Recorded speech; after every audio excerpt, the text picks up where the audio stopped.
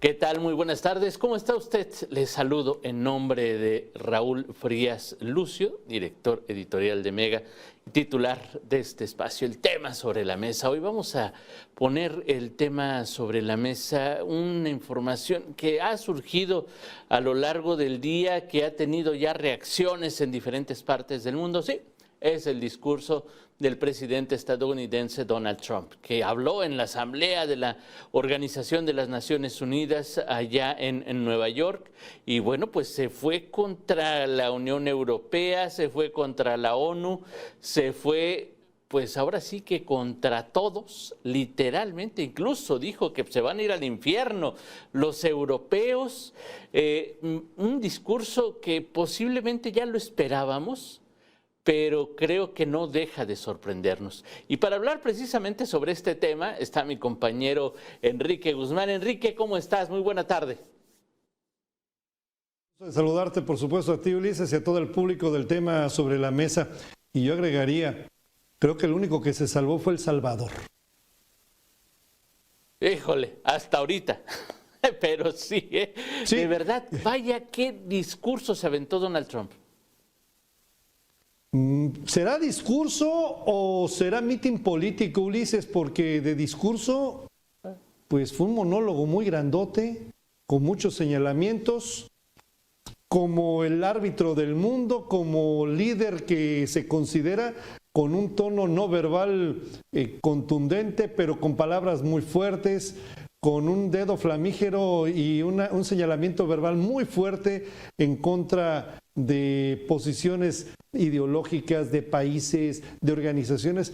Fue muy duro el tema y que por supuesto también va a tener repercusiones en México. Por cierto, en medio de que se está discutiendo el que pueda existir el Estado palestino y coexistir en esa parte del mundo, de la región del Medio Oriente, el Estado palestino con el Estado de Israel, muy clara la posición de Donald Trump. Él no está a favor del Estado palestino y señala que será un premio para este grupo terrorista que es Hamas. Es algo que también llama la atención, la postura muy clara en eso y en otros temas de parte del presidente de los Estados Unidos. Efectivamente, bueno, él no va a reconocer al Estado palestino, definitivamente, y ahora los países que lo reconocen ya están en contra, ya son su contra, son contrapartes de él. Efectivamente, como lo mencionabas hace unos minutos, escuchamos un discurso ideológico totalmente lleno de ideología, lleno de política, dijera el expresidente Andrés Manuel López Obrador, lleno de politiquería o como querramos llamarlo, pero realmente un discurso hueco. Invariablemente un discurso hueco. A ver, desde el principio ya sabíamos que iba a pasar algo así con el tema de que se le había descompuesto el apuntador, el teleprompter que tenía para leer su discurso, se le descompuso, entonces tuvo que improvisar y bueno, su improvisación de 15 minutos se fue a 58 minutos, un discurso muy extenso. Había mandatarios que estaban hasta asustados por lo que él decía, porque se fue contra las energías verdes. A ver, estamos en un mundo que estamos acabando nosotros con él precisamente por la contaminación que genera el uso de los combustibles. Están promoviendo en muchos países las energías verdes precisamente y bueno, pues él se fue en contra de eso, que ya sabíamos su postura definitivamente. Se fue en contra de la migración, no solamente en Estados Unidos, puso de ejemplo a los europeos y pues anunció que precisamente estos dos temas, tanto la migración como las energías verdes, son lo que van a acabar con esos países y se irán al infierno. Así lo dijo Donald Trump. Claro, y mira, en algo tiene razón, si le podemos conceder razón a Donald Trump con respecto a las energías verdes. Es un tema en donde sabemos el proteccionismo que tiene de carácter económico los Estados Unidos, pero los compromisos que destacó sobre todo con algunas regiones del mundo son una realidad de que no son tales, no tanto de las naciones europeas, pero de algunas otras sí fue cuestionable. Y también se fue contra Irán, contra su programa nuclear, los consideró enemigos a Irán y a Venezuela, y tocó el tema de China con la India, tocó el tema de Rusia en países que están comprando petróleo a Rusia y que están financiando la guerra contra Ucrania. Son muchísimos temas, Ulises, pero seguramente el público de Mega Noticias preguntará, ¿y esto cómo va a impactar a México? Primer punto que quiero poner en la mesa, el tema sobre la mesa, el asunto que no es menor, el tema de esta definición del Estado palestino. México, a través del secretario de Relaciones Exteriores, el canciller Juan Ramón de la Fuente, ya fue claro en señalar que la postura de México es que sí se permita la creación del Estado palestino. De antemano, con esto ya estamos en contra de la posición del vecino país del norte. Por supuesto, México es libre y soberano para tomar sus decisiones. El asunto es que también, ¿cuál sería la primera implicación por este apoyo que tiene México y sobre todo condenando la situación humanitaria en contra de tantas personas en la Franja de Gaza? A ver, fíjate, tienes razón por una parte, pero por otra parte la política mexicana, y lo hemos visto, y no me vas a dejar mentir, y hemos visto que la presidenta dice un discurso y en la realidad es otra cosa. Lo que vemos los ciudadanos, lo que vemos desde este lado de la frontera es que por más que la presidenta de la República diga que somos soberanos, que somos un país independiente, que somos un país que prohíbe el intervencionismo, etcétera, etcétera, etcétera, por más que defienda la soberanía, pues terminamos dándonos cuenta que son discursos populistas, porque en la realidad vemos que drones de Estados Unidos patrullan el suelo mexicano sin ningún problema. Barcos de Estados Unidos pasan por las costas, por los mares nacionales y no pasa nada. Vemos que hay patrullas, que hay personas que vienen a investigar, que hay patrullajes, que hay diferentes operativos en México y tampoco pasa nada. Entonces, a ver, nos damos cuenta que la realidad es muy distinta a los discursos.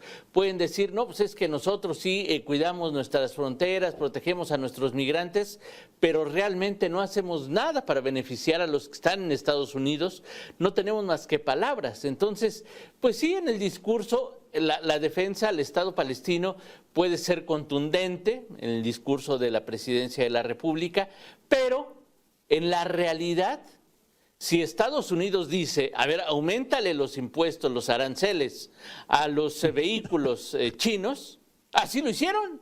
No nos quedamos a medias tintas. Hicimos lo que nos pidieron desde Estados Unidos. La presidenta se tardó en responder y no supo cómo definitivamente pues respaldar esa decisión, no supo cómo justificarla, pero terminamos haciendo lo que pidió Estados Unidos.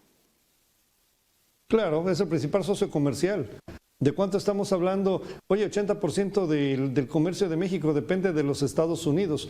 Como lo acabas de decir en el discurso, pues ahí está el discurso. Qué bueno que nos alineamos con naciones como una Alemania, como una Inglaterra, como Francia. Qué bueno que nos estamos alineando con esas naciones en una postura humanitaria. Pero el asunto, y bien lo destacas, el tema es la postura de Estados Unidos es distinta. Y aquí, nos guste o no nos guste, esa dependencia que se tiene de carácter comercial puede tener una implicación a través, lo señalabas, del tema de los aranceles. El otro punto que tocó el presidente de los Estados Unidos, Donald Trump, que seguramente lo viste, cómo estaba prácticamente, le dieron rienda suelta de 15 a 58 minutos, como bien decías, Ulises, le dieron rienda suelta para que expresara, dijera y demás. El tema, sobre todo, de la inmigración, un tema muy doloroso para Europa por la forma en que lo señaló y además tocando una fibra sensible de muchas de los nacionales de otros países que profesan la fe islámica o musulmana a través de la Sharia, que es la forma de vida que tienen a través del Corán. Entonces, cuando habla también de esto, se vuelve a meter en un aspecto ideológico y que por supuesto hace un señalamiento hacia Europa. Pero también tenemos aquí el reto con respecto a México.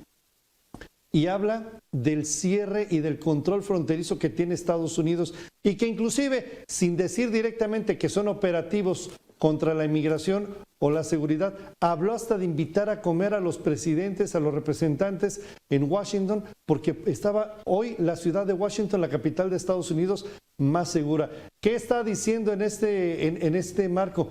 Pues está criminalizando básicamente a la migración. cuando en Estados Unidos perfectamente sabemos que muchos de los migrantes han hecho grande ese país.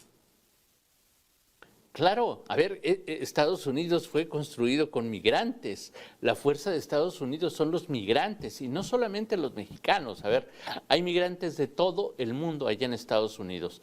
Estudiosos, científicos, los más grandes científicos que han tenido no son ni siquiera estadounidenses, han sido extranjeros que llegaron, hijos de extranjeros.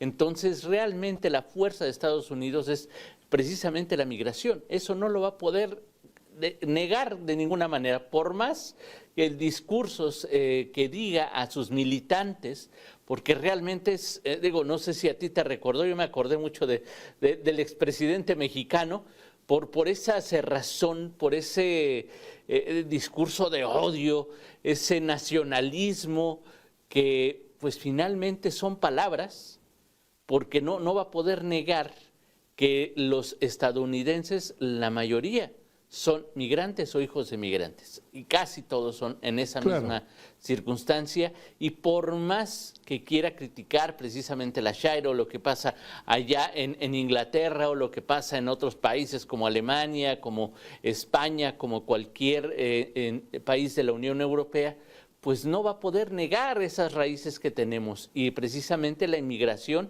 que ha sido una parte fundamental para el crecimiento y desarrollo de los países. Y creo que aquí en este punto sí deberíamos de escucharlo, porque, a ver, es lo que nos ha cantado desde que era candidato. Y no desde esta segunda vez, desde la primera vez que él fue candidato, ha cantado su mismo discurso contra la migración y obviamente contra los migrantes mexicanos. Hemos escuchado el muro fronterizo que amenazó con construirlo completamente, hemos escuchado todos sus discursos y decisiones que se toman en torno a la migración.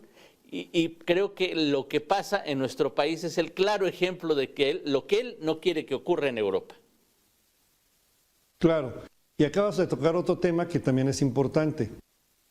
Mira, recordando aquel tradicional juguete mexicano del yo-yo, pues así fue el discurso de Donald Trump.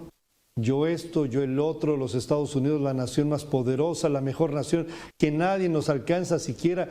Esos discursos de un egocentrismo tal, de alguna manera llama la atención. Podrían ser algunos la autoconfianza que tiene Estados Unidos. Estados Unidos también tiene problemas muy serios.